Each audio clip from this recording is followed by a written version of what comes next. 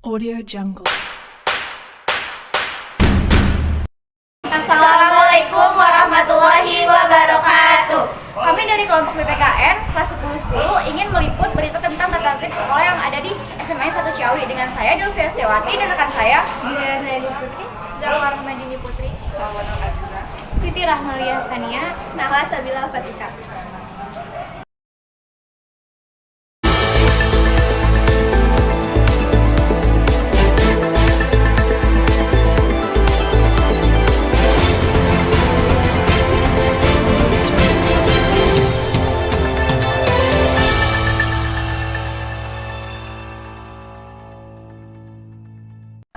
Seperti yang kita ketahui bahwa tata tertib di sekolah banyak sekali menuai pro dan kontra bagi siswa dan siswi.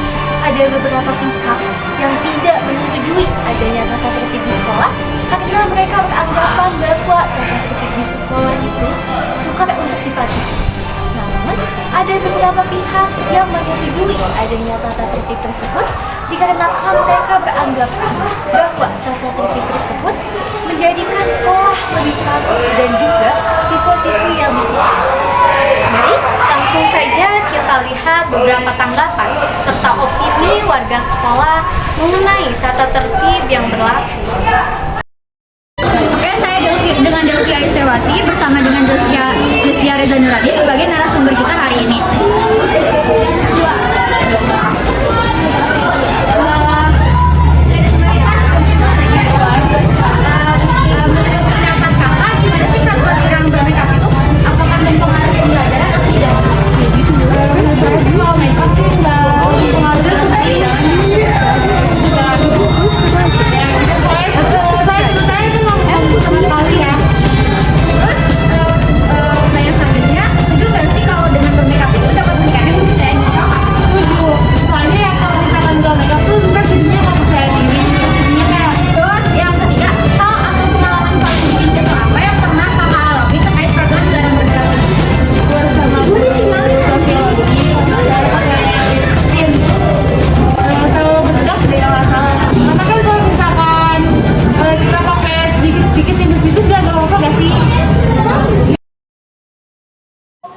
Oke, di sini saya Zalwar Madini Putri dan di samping saya sudah ada selaku narasumber dari peraturan sekolah pada hari ini.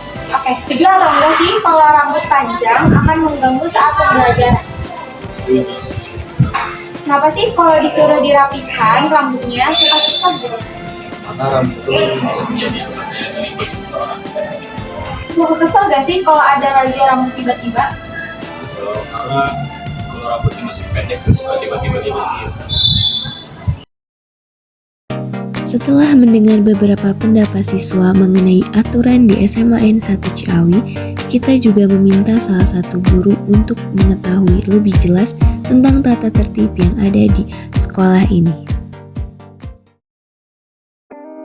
Assalamualaikum warahmatullahi wabarakatuh. Jadi di sini kita ingin meminta pendapat atau opini bagaimana tentang aturan di lingkungan sekolah. Nah, di sini kita bersama Ibu Guru. Jadi kita mau meminta pendapat nih, apa sih efektivitas dari tata tertib yang ada di sekolah ini? Tata tertib memang sudah dituangkan di dalam undang-undang ya, setiap sekolah pasti ada ya, supaya di situ siswa itu mempunyai rasa disiplin, kemudian tanggung jawab ya. Sebagai pelajar memang di sini kita dididik masalah karakter. Karakter itu adalah salah satu sangat penting sekali ya, untuk pembentukan karakter anak itu sangat penting sekali. Minimal dia mempunyai tata krama, sopan santun, kemudian etika ya, dimana di sini mereka bisa menempatkan diri bahwa sebagai pelajar itu memang tugasnya adalah belajar ya, sehingga perlu adanya kedisiplinan, kemudian juga tata tertib yang sudah dituangkan di sekolah ini anak itu harus tahu ya, harus tahu, kemudian bisa direalisasikan di dalam kehidupan di sekolah maupun di lingkungan masyarakat yang lebih luas. Menurut Ibu, pelanggaran apa sih yang paling marak dilakukan oleh siswa-siswa di sini? Biasanya tata tertib yang sering dilakukan oleh siswa, yang pertama itu masalah keterlambatan. Ya, keterlambatan itu setiap hari itu pasti ada anak yang terlambat. Ya, nah mungkin di sini konsekuensinya memang kadang-kadang kita memberikan sanksi. Sanksi itu yaitu hafalan ya, hafalan per surat, mungkin dimulai dari surat ke-30 gitu ya. Mereka di sini adalah untuk pembentukan aja supaya mereka tidak terlambat kembali gitu. Nah, kemudian selain terlambat, yaitu yang kedua itu masalah absen. Ya, masalah kehadiran yaitu juga biasanya kehadiran ini memang kebanyakan untuk saat ini itu masalah kesehatan ya, kesehatan yang setiap kelas itu pasti ada yang tidak masuk karena sakit. Kemudian yang kedua yaitu masalah alpa itu mereka tidak masuk tanpa ada keterangan dari orang tua gitu. Kemudian selain itu yaitu pelanggaran masalah baju seragam. Ya, seragam itu banyak anak yang tidak sesuai dengan yang sudah dituangkan di dalam tata tertib. Ya, masalah pakaian, kemudian juga rambut yang gondrong. Ya, kemudian pakaian yang tidak sesuai itu yaitu misalnya terlalu ketat, kemudian roknya terlalu pendek, laki-laki mungkin juga celananya terlalu jangkis, ya, mepet sekali, kemudian tidak pakai atribut sekolah. Kan dari maraknya pelanggaran ini, apa tindak lanjut dari sekolah gitu untuk kedepannya? Ya, di sini sih memang kita tidak memberikan sanksi yang tidak begitu yang berat ya, memang tidak boleh gitu ya. Yang pertama di sini adanya kerjasama dengan orang tua. Minimal kita memberikan laporan, terutama wali kelas ya, memberikan laporan kepada orang tua bahwa misalnya anaknya terlambat atau anaknya kenapa ini tidak masuk sekolah, atau masalah pakaian atau masalah rambut yang gondrong gitu. Kemudian setelah diinformasikan ke orang tua, kemudian kalau masih melakukan lagi kita panggil orang tuanya. Kemudian anak juga diberikan bimbingan ya oleh guru bimbingan konseling. Minimal di situ ada pembinaan, kemudian pengarahan.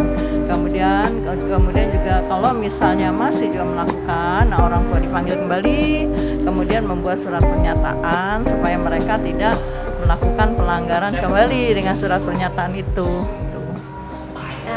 Mungkin cukup segitu penjelasan dari ibu guru kita. Mohon maaf dan terima kasih juga ibu sudah meluangkan waktunya. Ya, jadi segitu saja. Wassalamualaikum warahmatullahi wabarakatuh.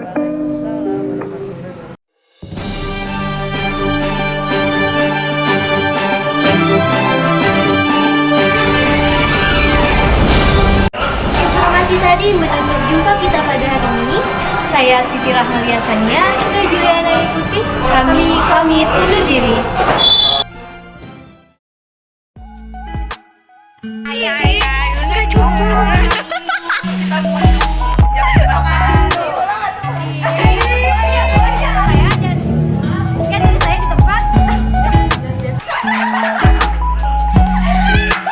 Seperti yang kita ketahui bahwa tata tertib yang